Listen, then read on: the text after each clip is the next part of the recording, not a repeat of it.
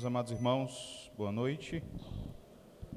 Eu vos saúdo com a graça e a paz do Senhor Jesus Cristo. Meus irmãos, nesta segunda noite, eu gostaria de convidá-los a abrirem as suas Bíblias, a mesma passagem que abrimos ontem, na carta do apóstolo Paulo aos Filipenses, no capítulo 2. Filipenses, capítulo 2. Hoje nós vamos ler do versículo 5 até o versículo 11. A nossa exposição irá apenas até o versículo 8. Mas para termos uma ideia do argumento completo do apóstolo Paulo, nós vamos ler até o verso 11 e amanhã, pela manhã, nós faremos a exposição do verso 9 até o verso 11, tá bom? Filipenses capítulo 2, do verso 5 até o verso 11, diz assim a palavra de Deus.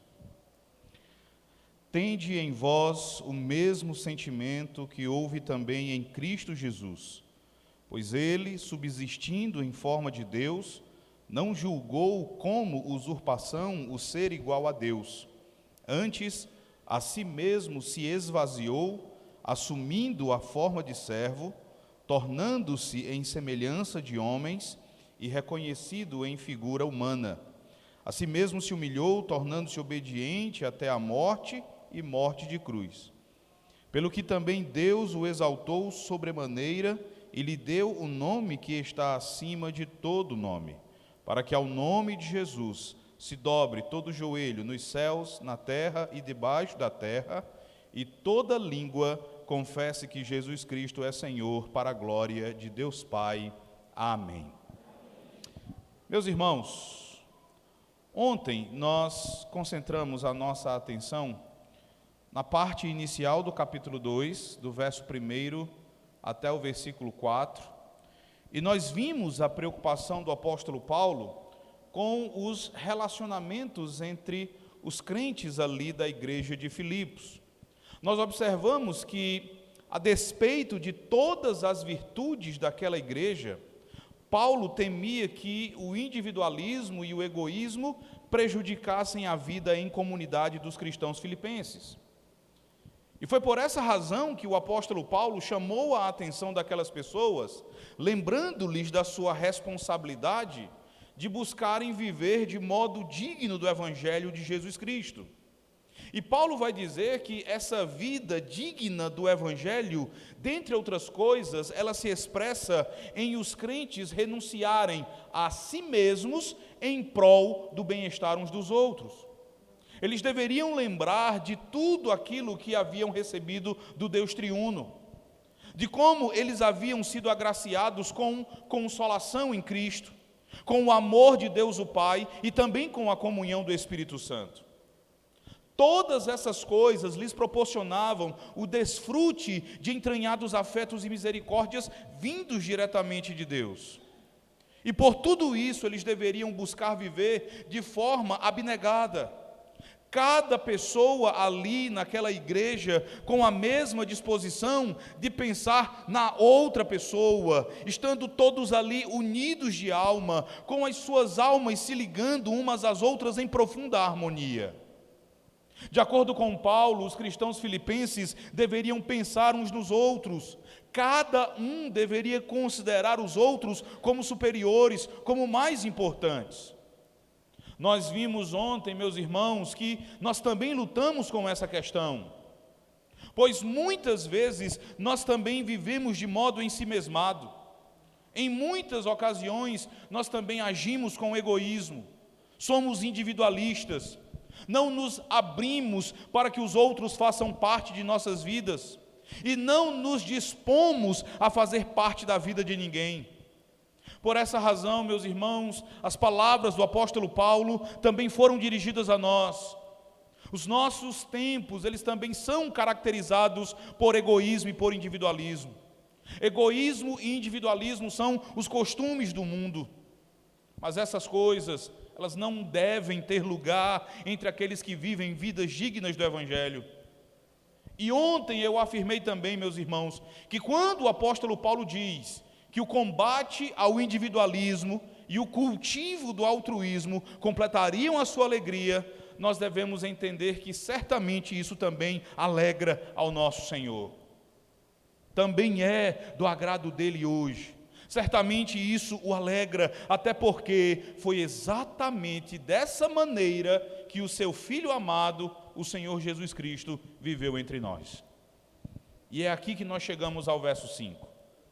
Eu peço então que você mantenha a sua Bíblia aberta, porque a nossa passagem, ela tem a sua completude se estendendo até o verso 11. E do verso 5, irmãos, até o versículo 11, Paulo vai convocar os cristãos de Filipos e também a nós a dirigirmos os nossos olhos para o maior e o mais forte exemplo de alguém que não pensou em si mesmo.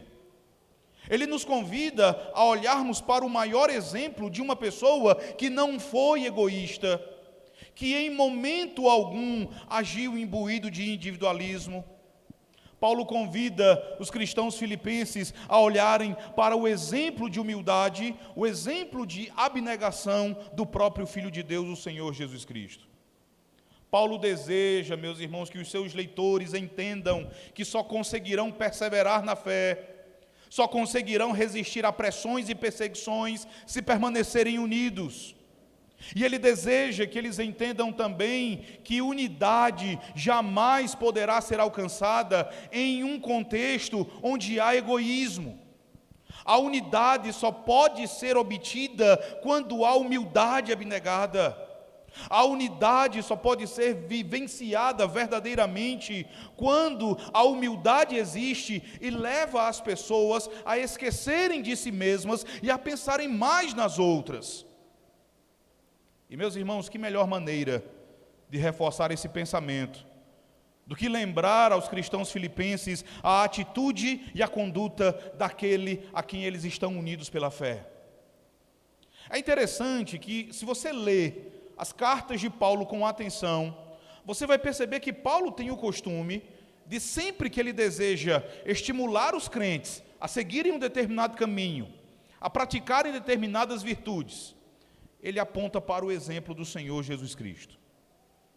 Quando ele escreveu a sua segunda carta à igreja de Corinto, ele admoestou os cristãos coríntios a serem generosos, a serem liberais na sua contribuição para os cristãos pobres da igreja de Jerusalém.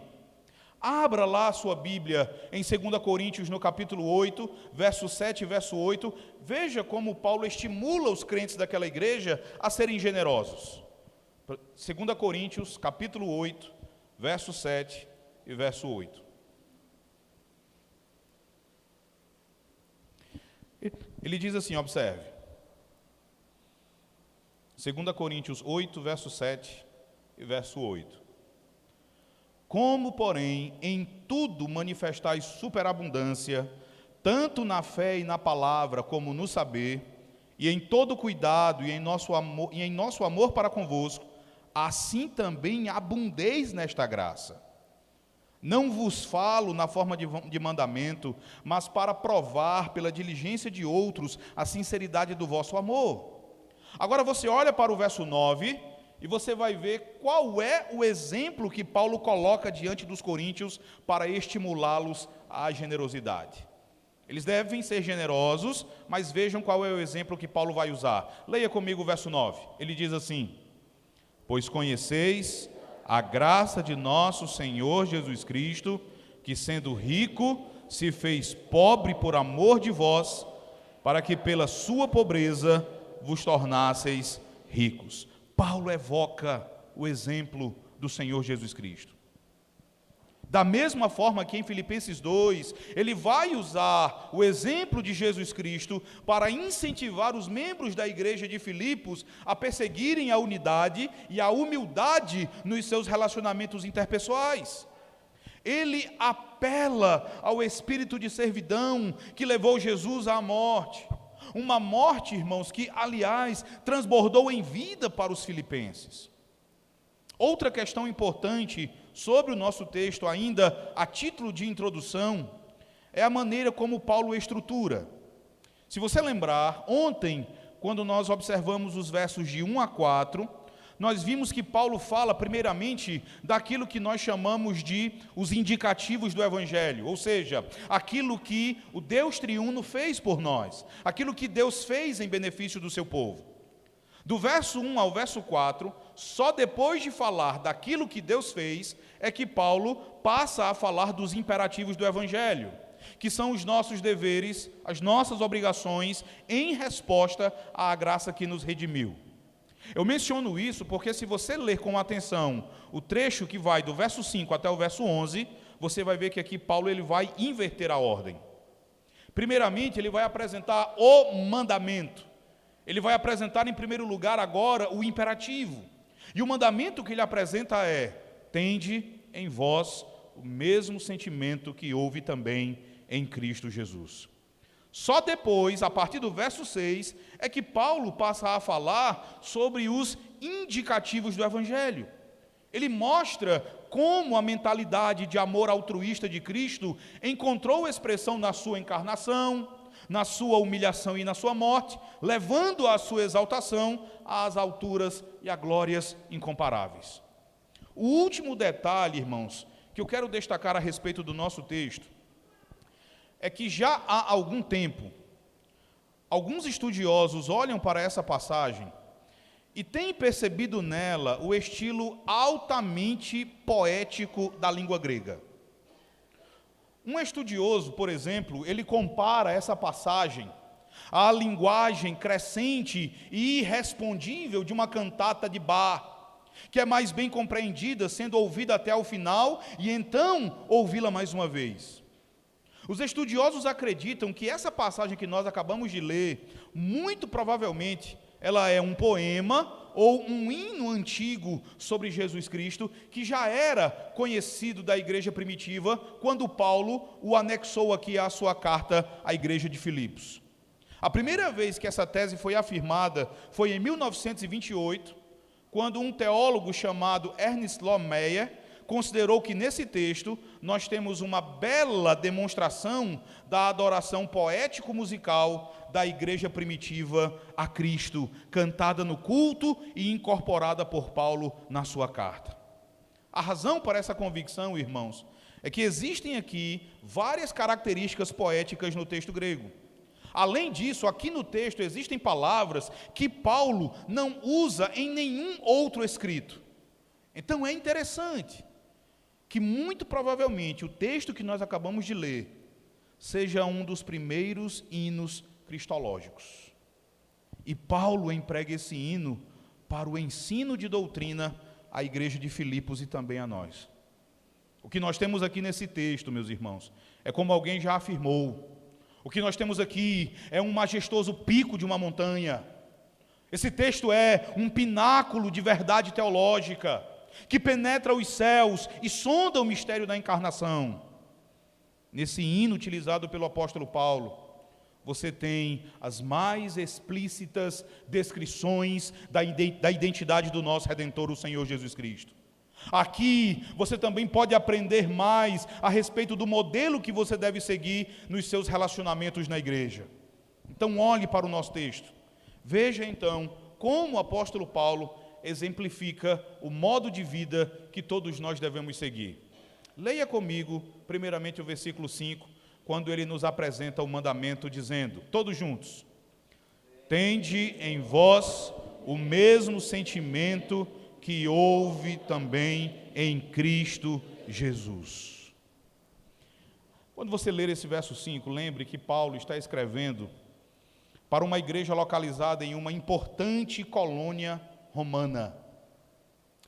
Certamente, grande parte da membresia dessa igreja, se não a maior parte dos membros da igreja de Filipos, era constituída de gentios. Não de judeus, mas de gentios. Então, quando Paulo diz, tende em vós o mesmo sentimento que houve também em Cristo Jesus, ele está falando de uma forma que já era familiar aos gentios. Os gentios já conheciam esse tipo de argumento, ou essa construção. Literalmente, o que Paulo está dizendo aqui é que os cristãos filipenses, eles deveriam ter a mesma mente de Cristo. E no mundo greco-romano, meus irmãos, quando os filósofos ou outros mestres desejavam incentivar o cumprimento de algum dever, era muito comum que eles exortassem o seu público, dizendo para que aquelas pessoas tivessem uma somente com os deuses. A ideia é que elas deveriam buscar ter a perspectiva correta e divina acerca daquele assunto. Então, no caso dos filipenses aqui, eles deveriam ter uma somente com Jesus Cristo. E tendo uma somente com Jesus Cristo, eles deveriam então entender como deveriam tratar uns aos outros. Ter o mesmo sentimento que houve também em Cristo Jesus, ou ter a mesma mente de Cristo Jesus, significa aqui duas coisas que estão intimamente relacionadas. A primeira delas, irmãos, é que Paulo, ele está apontando para o exemplo que foi deixado pelo Senhor Jesus Cristo. Paulo está apontando para o procedimento de Jesus Cristo. Ele está destacando a maneira como Jesus agiu. E ele vai dizer então para essa igreja que a maneira como Jesus agiu é o exemplo, é o padrão que deve ser seguido pelos cristãos. Então a mesma mentalidade que foi vista em Jesus Cristo deve ser vista também em todo aquele que diz ser seguidor de Cristo. Paulo nos ensina aqui, meus irmãos, que os nossos relacionamentos, eles devem ser vividos a partir da mesma atitude humilde, da mesma atitude servil e altruísta que caracterizou o Senhor Jesus Cristo. Então esse é o primeiro sentido do mandamento de Paulo. Olhem para o exemplo que foi deixado pelo Senhor Jesus Cristo e sigam esse exemplo. Trilhem esse caminho, façam a mesma coisa. Mas há algo mais aqui. As palavras de Paulo, elas apontam também para algo mais profundo. Essas palavras, elas apontam, meus irmãos, para a existência de uma identidade que, como cristãos, nós já compartilhamos com aquele que é o nosso Redentor. Veja que Paulo diz: tende em vós o mesmo sentimento que houve também em Cristo Jesus. Essa construção em Cristo, ela é bastante comum nas cartas do apóstolo Paulo. Nas cartas de Paulo, essa expressão em Cristo, ela é muito usada para falar a respeito da nossa união com Cristo. E nós já cantamos hoje sobre essa união.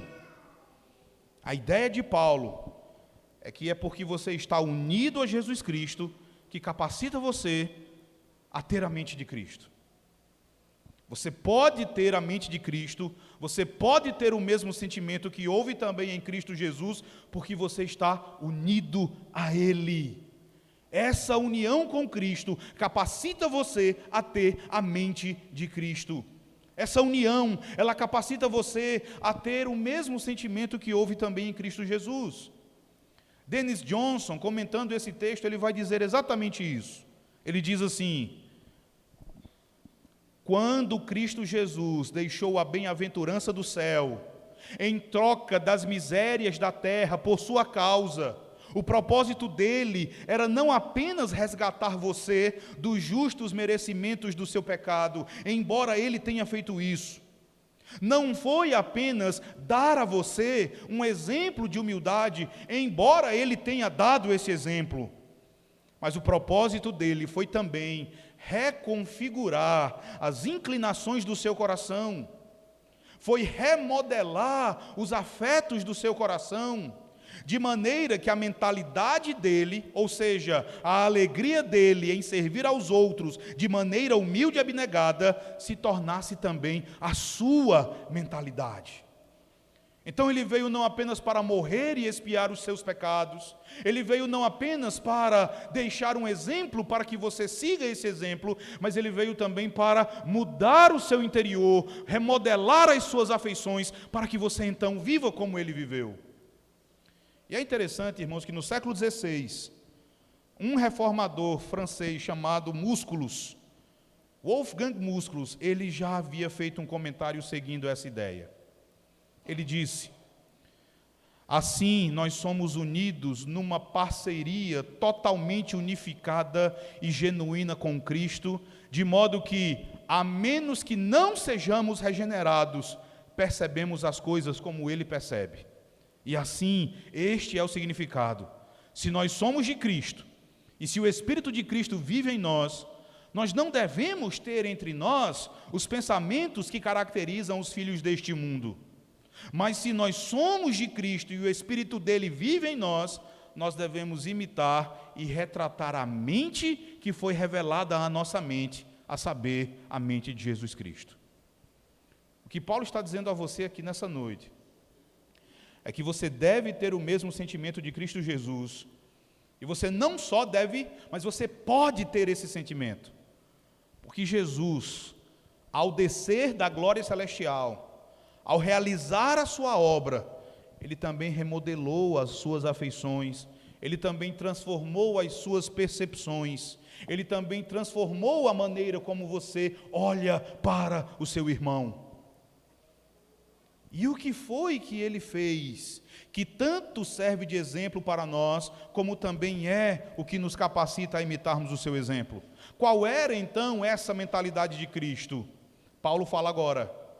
Leia comigo do verso 6 até o verso 8. Depois de nos dar o mandamento, ele vai dizer, do verso 6 ao verso 8, todos juntos, leiamos. Pois ele, subsistindo em forma de Deus, não julgou como usurpação o ser igual a Deus. Antes, a si mesmo se esvaziou, assumindo a forma de servo, tornando-se em semelhança de homens, e reconhecido em figura humana, a si mesmo se humilhou, tornando-se obediente até a morte e morte de cruz. Foi esse o exemplo. E é essa a obra. Esse trecho de Filipenses é chamado por um comentarista de o drama do rei que se humilhou para conquistar. E no verso 6, se você observar, você pode perceber a altura da qual esse rei desceu. Aqui no verso 6, você pode ter uma ideia da grandeza e da profundidade da humilhação a que o próprio Senhor Jesus se sujeitou. O verso 6 diz: pois ele, subsistindo em forma de Deus, não julgou como usurpação o ser igual a Deus. Essa é uma declaração tanto da pré-existência de Jesus Cristo, como também, meus irmãos, da sua plena divindade. Paulo fala aqui da eternidade passada, algo que nos é inimaginável. Paulo está nos dizendo aqui que antes de encarnar e nascer em Belém da Judéia, Cristo, ele já era, ele já existia desde muito antes. Não apenas desde antes do seu nascimento, mas desde antes da criação do universo. Desde antes da chamada à existência de todas as coisas. Desde toda a eternidade.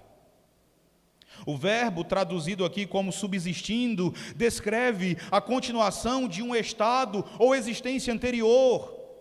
Num primeiro momento, esse verbo afirma a gloriosa verdade da pré-existência de Cristo, o Filho de Deus.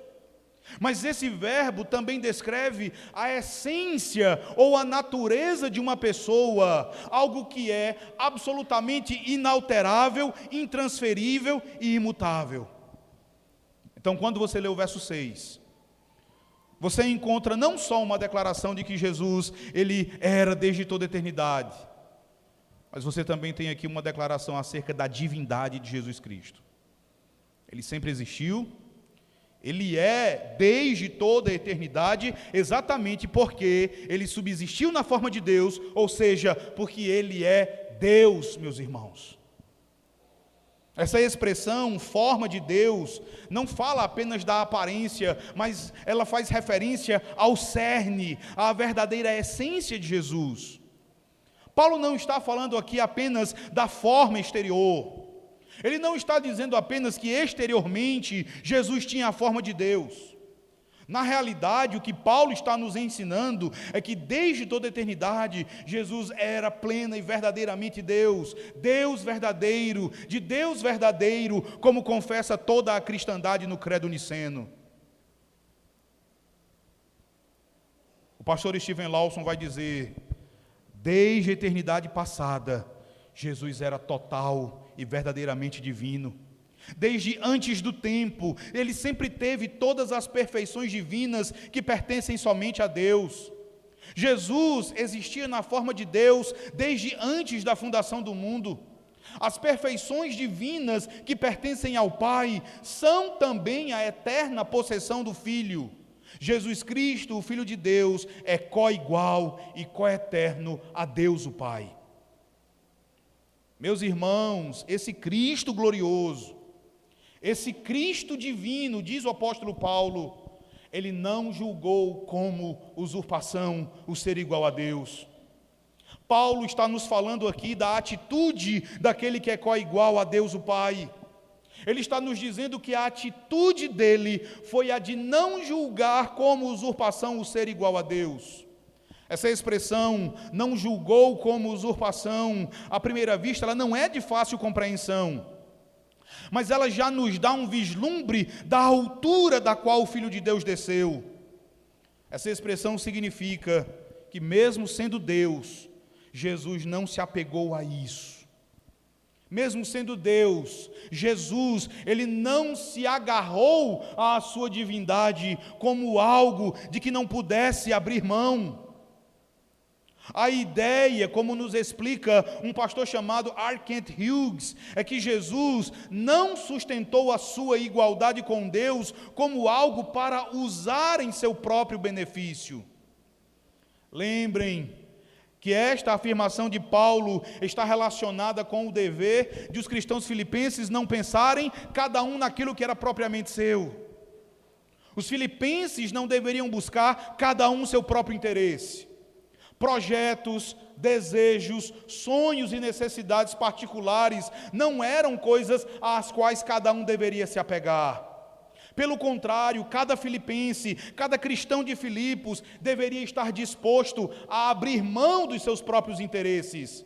Porque Paulo vai dizer aqui no verso 6, foi exatamente isso que Jesus fez. Ele não se apegou ao fato de ser Deus. Ele não usou isso em seu benefício, em detrimento do bem dos seus eleitos.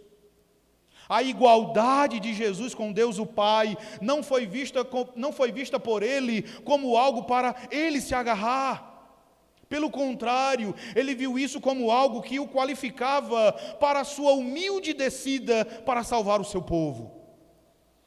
É como se ele pensasse: eu sou Deus. Portanto, o fato de eu ser Deus servirá para que eu desça, para que eu experimente a humilhação e para que eu exalte o meu povo que vive humilhado e oprimido pelo pecado. Isso é maravilhoso, meus irmãos. Isso mostra a você a altura da qual ele desceu para nos redimir. E mostra que qualquer coisa que você venha a fazer em prol dos seus irmãos, pelo bem deles, ainda é muito pouco comparado àquilo que ele fez em teu favor. No verso 7, Paulo continua, veja o que ele diz. Paulo diz: antes a si mesmo se esvaziou. Esta é uma das declarações mais misteriosas de todo o Novo Testamento e de toda a cristologia, meus irmãos. Essa declaração feita por Paulo, de que o Filho eterno de Deus se esvaziou, gerou, primeiramente no século XIX, inúmeras controvérsias, pois algumas pessoas entenderam essa afirmação de um jeito completamente equivocado. E assim tem defendido uma heresia conhecida como a teoria da kenosis. Essa teoria vai dizer que Jesus se esvaziou da sua divindade, ou que ele abandonou a sua divindade e se despojou dos seus atributos divinos. A implicação dessa teoria é que, por ocasião da encarnação, Jesus teria deixado de ser Deus. Meus irmãos, graças a Deus, hoje essa teoria ela é completamente desacreditada. Quando Paulo diz aí no verso 7, observe o verso 7. Quando Paulo diz que Jesus a si mesmo se esvaziou, a ideia transmitida aqui pelo verbo traduzido como esvaziar, é que Jesus, ele fez de si mesmo um nada. Não é que ele abriu mão da sua divindade, mas a ideia é pura e simplesmente que ele se humilhou. Esse verbo, ele vai ser usado no Novo Testamento 5 vezes. E das 5 vezes em que esse verbo é usado no Novo Testamento, 4 vezes, em 4 ocasiões, ele é usado como uma metáfora. Abra a sua Bíblia e veja, por exemplo, 1 Coríntios, capítulo 1, verso 17. Veja o que o apóstolo Paulo diz ali. 1 Coríntios, capítulo 1, verso 17.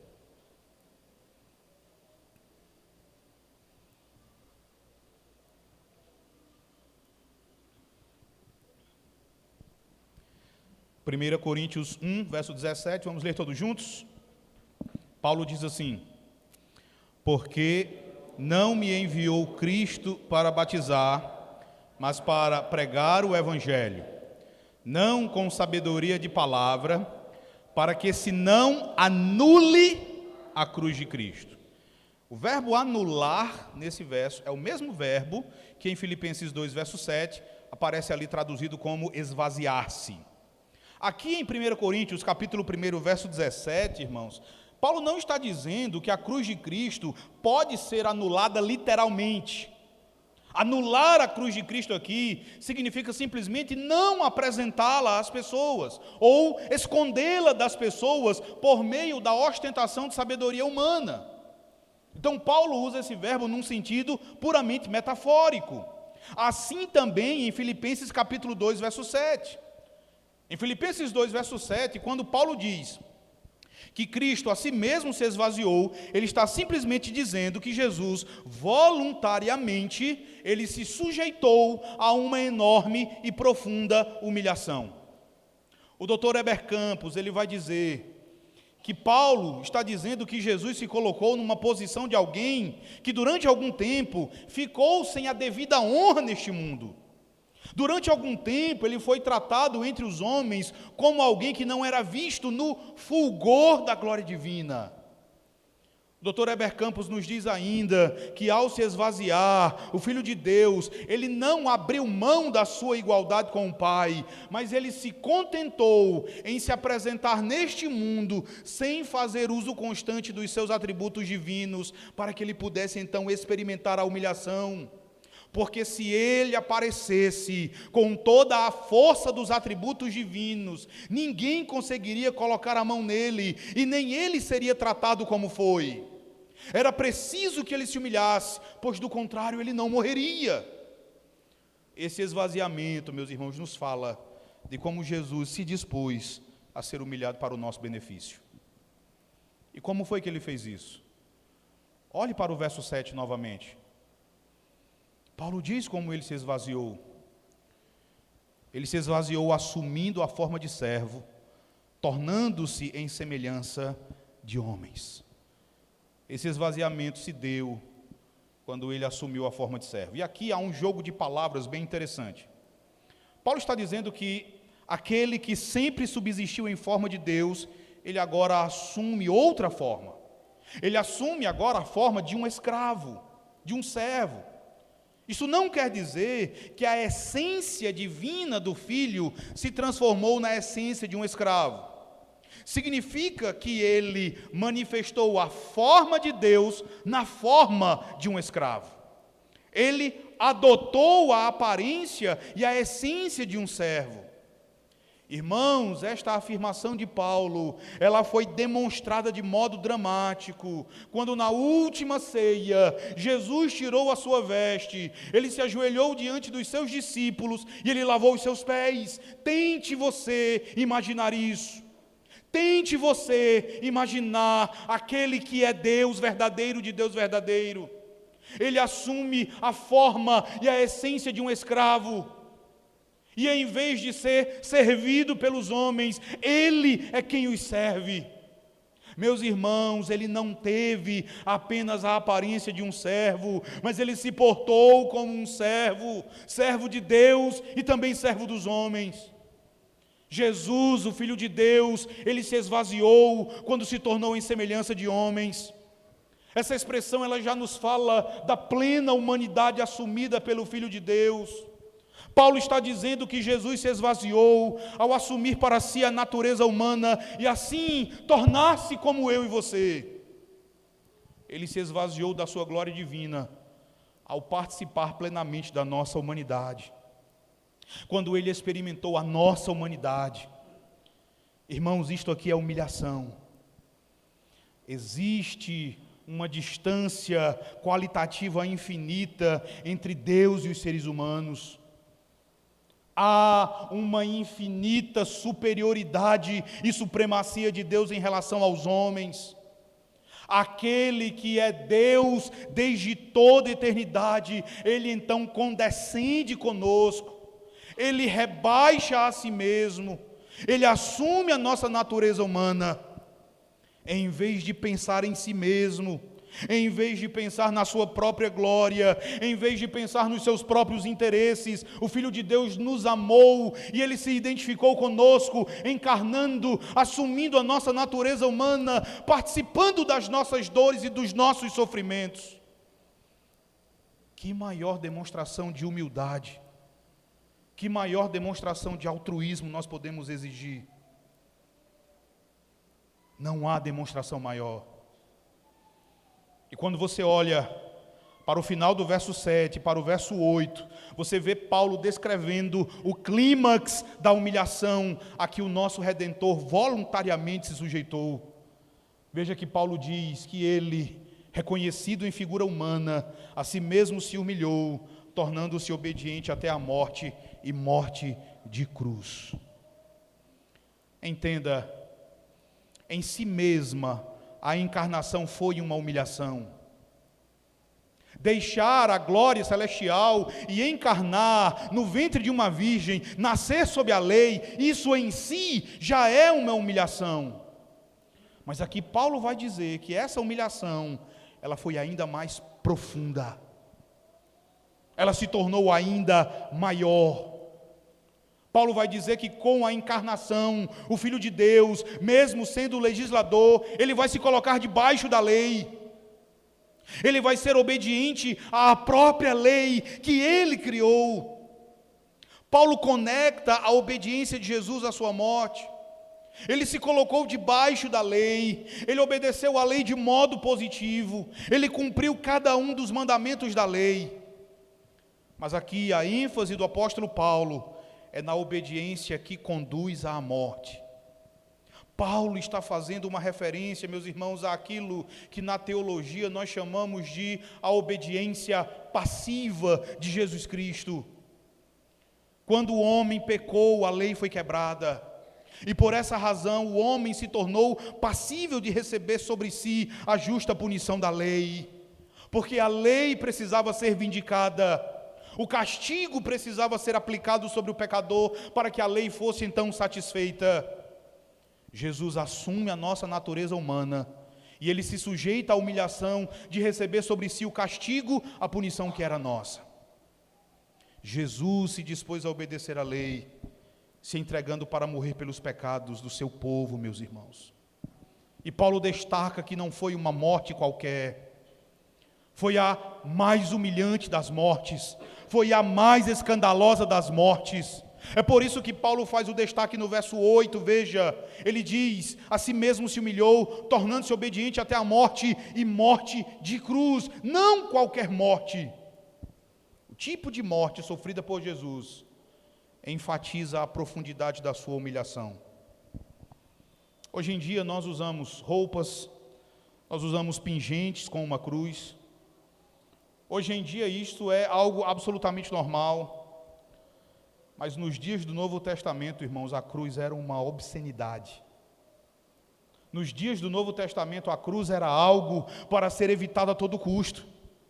João Calvino, comentando as palavras de Paulo aqui no verso 8, ele vai dizer que a morte de cruz constitui o aviltamento extremo, a vergonha extrema, porque ao morrer dessa maneira, ele não só foi coberto de ignomínia aos olhos de Deus, mas ele também foi amaldiçoado aos olhos de Deus. Calvino diz que a cruz foi o insulto definitivo, foi a humilhação definitiva. A cruz, ela era detestada tanto por judeus quanto por gentios. Os judeus a consideravam uma maldição, os gentios a enxergavam como um escândalo. E ainda assim, voluntária e humildemente, Jesus se submeteu a tudo isso. A pergunta agora que você precisa fazer é: qual é a intenção de Paulo ao falar sobre o que Jesus fez? Qual é a intenção de Paulo ao mencionar isso aos filipenses? Em primeiro lugar, irmãos, a intenção óbvia do apóstolo Paulo é nos levar ao assombro. A intenção óbvia do apóstolo Paulo é nos levar à admiração, é nos levar à adoração da pessoa de Jesus Cristo. Ao nos falar estas palavras, Paulo está nos convidando a nos rendermos em doce submissão e em profunda admiração àquele que é Deus, que é plenamente Deus, possuindo em si mesmo todas as perfeições, todos os atributos de Deus, sendo um com o Pai, um com o Espírito Santo, coigual e coeterno. Ele deseja que você se quede aos pés dele, que você o adore, que você venha a se maravilhar diante dele. Mas ele também quer que você verdadeiramente se esqueça de si mesmo. Ele quer que nós esqueçamos de nós mesmos. Paulo deseja que cada um de nós deixe toda e qualquer inclinação de egoísmo. Ele deseja que cada um de nós renuncie a todo e qualquer ideal individualista, qualquer ideal que nos faz viver para nós mesmos. Ele quer que renunciemos a qualquer ideal que nos faz pensar apenas em nós mesmos, que faz com que vivamos sem nos importarmos com as pessoas que estão ao nosso redor, que faz com que nos consideremos superiores às outras pessoas. Como ele mesmo disse nos versículos 3 e 4, nós não devemos fazer nada motivados por partidarismo, por rivalidade, por interesse próprio, vendo os nossos irmãos como rivais ou como ameaças à nossa autorrealização. Até porque nenhum de nós aqui é chamado por Deus para a autorrealização. Nós somos chamados ao serviço. Nós somos chamados ao discipulado. Nós somos chamados, irmãos, ao serviço em favor uns dos outros. E por isso nós não devemos ser motivados por vanglória. Nós não podemos pensar que somos grande coisa, ou que somos melhores que a pessoa que está ao nosso lado. Nós devemos considerar os outros superiores a nós mesmos. Quem é a pessoa menos importante que você conhece? Basta você olhar no espelho. A pessoa menos importante que você conhece estará lá no espelho. É você mesmo. Esse deve ser o seu pensamento.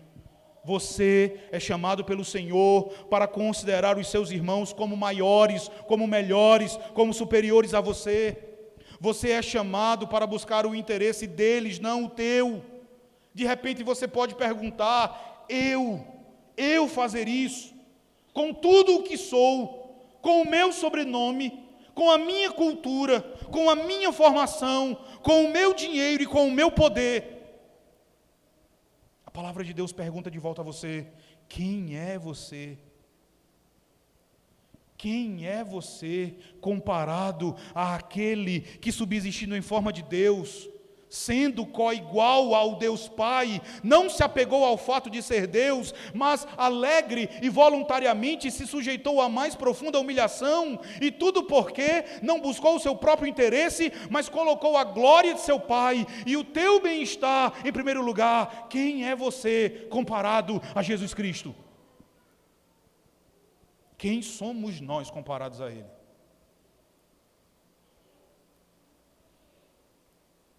Quando lavou os pés dos seus discípulos, agindo como um servo, agindo como um escravo, Ele disse em João capítulo 13, verso 15: porque eu vos dei o exemplo, para que como eu vos fiz, façais vós também. O reformador Martin Bucer, meus irmãos, ele nos desafia. Ele diz: embora existindo em forma totalmente divina, Cristo não considerou essa semelhança com Deus como uma usurpação, mas ele se despiu, ele assumiu a forma de um servo, ele tornou-se como qualquer homem, e se humilhou ainda mais, e se tornou obediente até a morte, sim, morte de cruz. Se um coração crente meditar sobre isso, ficará tão estimulado a amar seu Salvador e Senhor, que renunciará completamente a si mesmo, se esvaziará e pensará: se o eterno Filho de Deus, meu Salvador e Senhor, se ele não veio para ser servido, mas para servir aos outros, se ele entregou a sua alma por mim e também para a libertação de muitos outros, se ele se despiu da forma divina em que subsistia, se ele assumiu a forma de um servo, se tornou-se obediente até a morte, morte de cruz, então o que eu, ó minha alma, farei de mim mesmo? Bucer vai dizer que eu possa então, pelo menos um pouco, seguir o meu Senhor e Libertador, como sinal de minha gratidão, eu que sou nada e não posso fazer nada. Tudo o que tenho é por meio de Cristo, pela graça do Pai. Não manterei nada para mim mesmo, mas colocarei tudo o que tenho a serviço dos meus irmãos. Meus queridos, não há lugar na nossa vida cristã para egoísmo e individualismo. Não há lugar para uma vida em si mesmada. Se você foi unido a Jesus Cristo, então saiba que você é habilitado pelo Espírito Santo, o Espírito de Cristo. Você é capacitado pelo Espírito Santo de Deus para ter o mesmo sentimento que houve em Cristo Jesus, para ter a mesma mente de Cristo, para pensar como Jesus Cristo, para agir como Jesus Cristo, para viver segundo o exemplo de Jesus Cristo. A vida de humildade e de abnegação é a essência da vida de discipulado, meus irmãos. E essa vida de abnegação e de humildade, ela também é o caminho para a exaltação e para a glória. Amanhã nós vamos ver isso. E veremos isso olhando mais uma vez para o Senhor Jesus Cristo. Que Ele, pois, nos abençoe, que Ele nos ajude hoje e para todo sempre. Amém.